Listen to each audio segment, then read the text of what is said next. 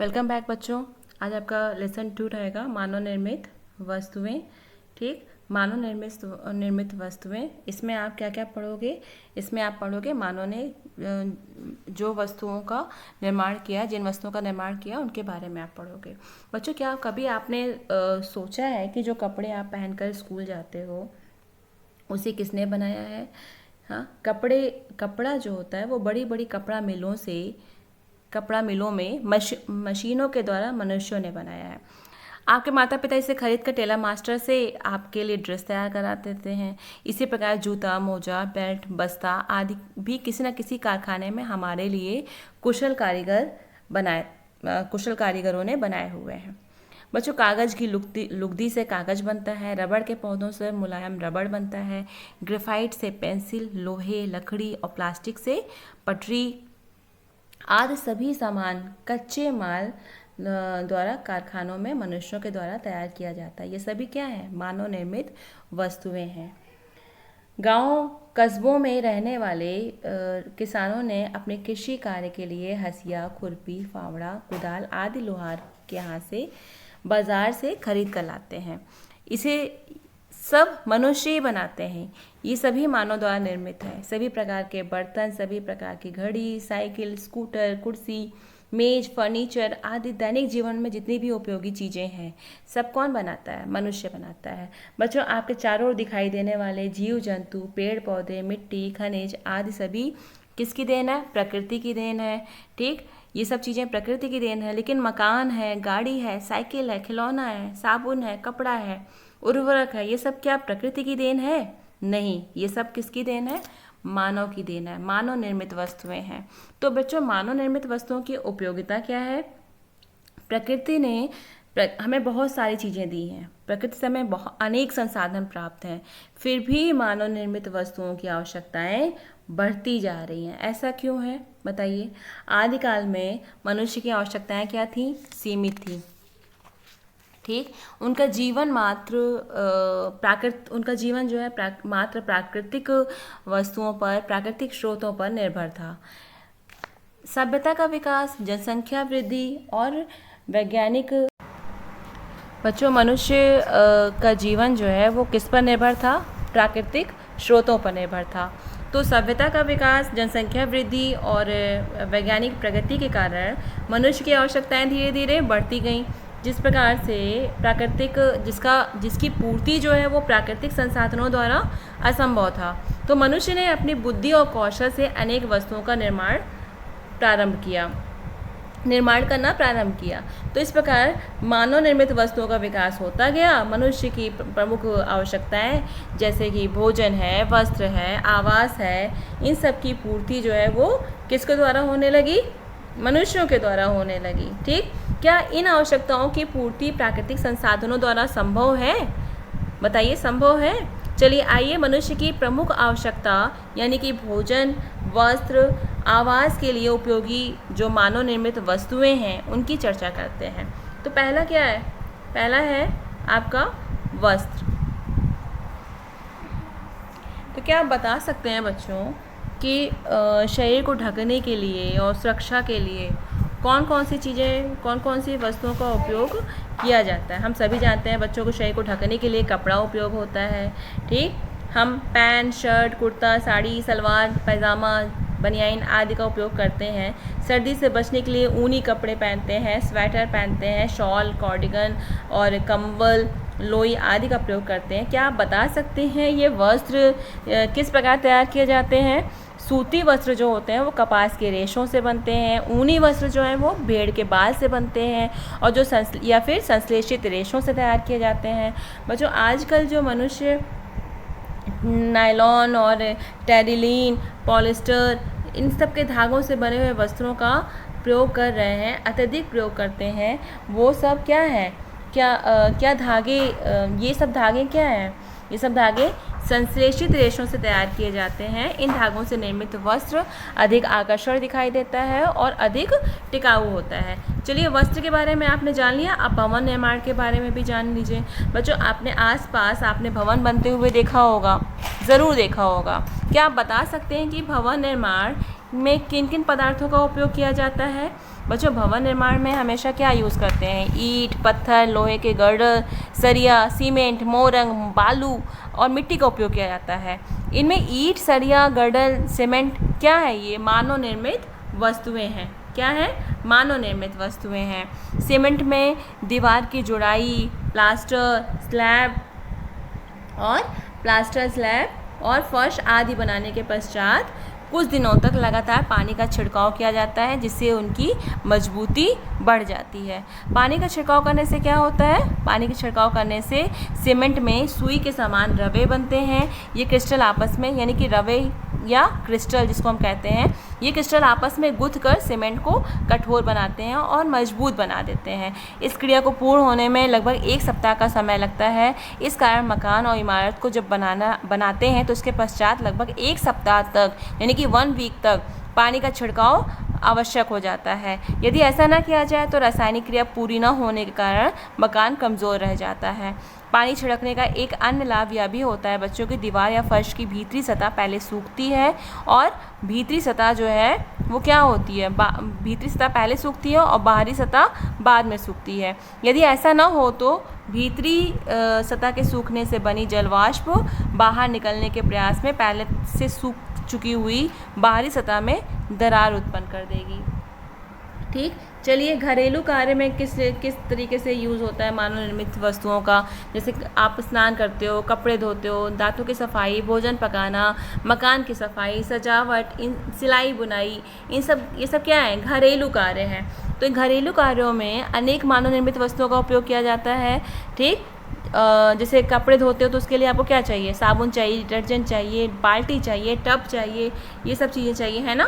भोजन पकाते हो तो आपको सब तेल चाहिए, घी चाहिए, दाल चावल चाहिए, जो भी आप पकाते हो सामान चाहिए कि नहीं चाहिए? ठीक, तो इसी तरीके से सीमेंट, पेंट और प्लास्टिक, कांच, धातुओं से बने हुए बर्तन, सौंदर्य प्रसाधन, बिजली के उपकरण, ये सब क्या है? मानव निर्मित वस्तुएं हैं जो दैनिक जीवन में मनुष्य के अत्यधिक उपयोग में लाई जाती हैं। अब बच्चों देखिए कृषि क्षेत्र में क्या क्या मानव निर्मित वस्तुओं का क्या उपयोग है कृषि क्षेत्र में? तो आप जानते हो हैं बच्चों कि किसान कृषि कार्य के लिए हंसिया, खुरपी, फावड़ा, कुदाल, इन सब का प्रयोग करते हैं। खेत जोतने, फसल काटने, सिंचाई करने, मड़ाई करने आदि कृषि कार्यों में मानव निर्मित वस्तुओं का उपयोग किया जाता है। ठीक, औषधियों में देखिए, औषधियों में क्या यूज़ होता है? जब बीमार पड़ते हैं, जैसे जब भी हमें कमज़ोरी महसूस होती है, फीवर आता है, बुखार होता है, तो हम क्या करते हैं? औषधियों का प्रयोग करते हैं। तो मानव प्रकृति में उपलब्ध पेड़ पौधों, जड़ी बूटियों से बनी हुई औषधियों का उपयोग सदियों से करता चला आ रहा है। तो आजकल अनेक रोगों से संबंधित औषधियों का निर्माण विभिन्न रसायनों से किया जाने लगा है। अनेक असाध्य रोग जैसे टीबी हुआ, निमोनिया है, हैजा है, मियादी बुखार है, आदि रोगों की भी एंटीबायोटिक दवाएं आज के युग में निर्मित कर ली गई हैं। किसी औषधि का उपयोग करने से पहले बच्चों हमेशा डॉक्टर की सलाह लेना आवश्यक होता है। बिना परामर्श के किसी भी औषधि का उपयोग करना हानिकारक हो जाता है। ठीक, अब पढ़ेंगे हम संश्लेषित रेशों के बारे में, जैसे कि नायलॉन है, पॉलिस्टर है, टेक्रोन है, रेयॉन है। ये सब क्या है? मानव निर्मित रेशे हैं और इस प्रकार के रेशों को हम कहते हैं संश्लेषित रेशे। संश्लेषित रेशे बच्चों उच्च अणुभार वाले बहुलक यौगिक होते हैं।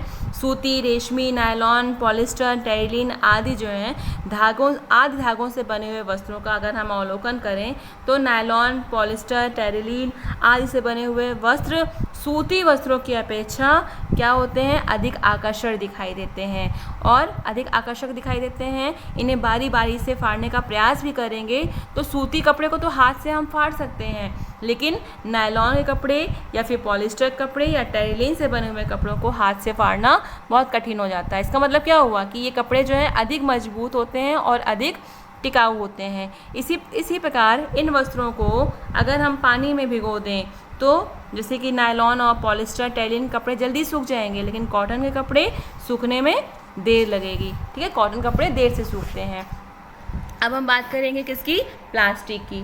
प्लास्टिक बच्चों हमारे दैनिक जीवन में बहुत सारी वस्तुओं का उपयोग हम प्लास्टिक का करते हैं, जैसे प्लास्टिक की बाल्टी हो गई, मग हो गया, दांत साफ करने का ब्रश हो गया, है ना, और जितनी भी आप आसपास अपने वस्तुओं का प्रयोग करते हो सब क्या है, प्लास्टिक ही तो है। तो रासायनिक रूप से असंतृप्त हाइड्रोकार्बन जैसे कि एथिलीन है, एसिटिलीन है आदि के उच्च अणुभार के बहुलक प्लास्टिक पदार्थ होते हैं। बच्चों, बैकेलाइट, नायलॉन और पॉलीथीन, टेफ्लॉन, पॉलीवाइनिल क्लोराइड आदि प्लास्टिक पदार्थों के उदाहरण हैं। इन सभी प्लास्टिक के सामान में आपको क्या भिन्नता दिखाई देती है? आपने कभी नोटिस किया है इस चीज़ को?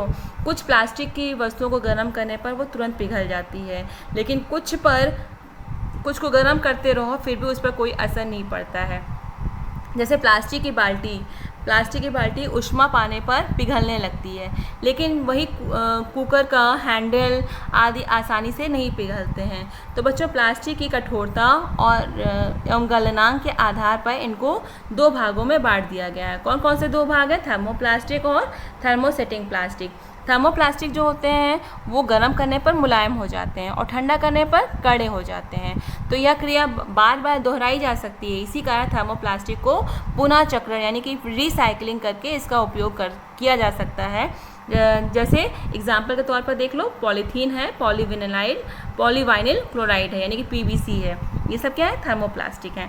अब थर्मोसेटिंग प्लास्टिक को देखेंगे तो थर्मोसेटिंग प्लास्टिक में गर्म करने पर मुलायम और ठंडा करने पर कठोर और खुरदुरा हो जाते हैं। ठीक है, थर्मोसेटिंग प्लास्टिक जो होते हैं वो गर्म करेंगे तो मुलायम हो जाएंगे, ठंडा करेंगे तो कठोर एवं खुरदुरे हो जाएंगे। लेकिन अगर इनको पुनः गर्म किया जाए तो ये मुलायम नहीं होते हैं। जैसे बैकेलाइट है, बैकेलाइट क्या है? एक थर्मोसेटिंग प्लास्टिक है। बच्चों, इसका थर्मोसेटिंग प्लास्टिक का हम दोबारा यूज़ नहीं कर सकते हैं, इसका मतलब इसका रिसाइकलिंग संभव नहीं है। अच्छा, और अब बात करेंगे हम प्लास्टिक और पर्यावरण की। प्लास्टिक और पर्यावरण, जब हम बाज़ार में जाते हैं तो हम प्लास्टिक एवं पॉलीथीन से की थैली में वस्तुओं को लेते हैं। ठीक, यह एक कारण है कि हमारे घरों में प्लास्टिक इकट्ठा होता जाता है। भाई, प्लास्टिक की पन्नी जो है, पॉलीथीन, वो हमारे पास सामान के साथ आती जाएगी और हमारे घर में इकट्ठा होता जाता है। फिर यही प्लास्टिक हम इसको कूड़ेदान में फेंक देते हैं। प्लास्टिक का निस्तारण एक प्रधान समस्या है। क्यों समस्या है बच्चों? क्योंकि पदार्थ जो प्राकृतिक प्रक्रिया जैसे जीवाणु की क्रिया द्वारा अपघटित हो जाता है उसको हम कहते हैं जैव निम्नीकरण। पदार्थ जो प्राकृतिक द्वारा सरलता से विघटित नहीं होता है उसे हम कहते हैं जैव अनिम्नीकरण। यानी दो प्रकार की अपघटन होता है, एक जैव निम्नीकरण और दूसरा जो है जैव अनिम्नीकरण। तो प्लास्टिक जो है वो क्या है? जैव अनिम्नीकरण है, वो जल्दी से उसका निस्तारण मतलब उसका अपघटन पॉसिबल नहीं होता है, इसीलिए प्लास्टिक का निस्तारण एक प्रधान समस्या है बच्चों। चलो, प्लास्टिक की उपयोगिता क्या होती है? प्लास्टिक की उपयोगिता देखिए, प्लास्टिक बहुत सारे यूज़ होते हैं। जैसे पॉलीथीन, प्लास्टिक में सभी चीज़ें आती हैं। पॉलीथीन आता है, एक्रिलिक आता है, पॉलीप्रोपिलीन आता है, थर्माकोल आता है, मेलामाइन आता है, बैकेलाइट आता है, टेफ्लॉन आता है ना। तो अगर इन सबको देखें तो पॉलीथीन की से क्या बनती हैं? थैली। एक्रिलिक से क्या बनता है? कार एवं ट्रक की खिड़कियाँ। ठीक, पॉलीप्रोपिलीन से क्या बनेगा? रस्सी, रेशे, मजबूत पाइप बनाने में यूज़ होगा। ठीक, थर्माकोल से क्या? पैकिंग में, संचायक सेल के केस बनाने में, खिलौने बनाने में। मेलामाइन का यूज़ कहाँ पर होगा? बर्तन बनाने में। ठीक है, उसी तरीके से अगर हम देखें बैकेलाइट का यूज़ कहाँ पर होगा तो ये बिजली के प्लग बनाने में, स्विच बनाने में, कंघी बनाने में, पेन बनाने में, हत्थे बनाने में बैकेलाइट यूज़ होता है।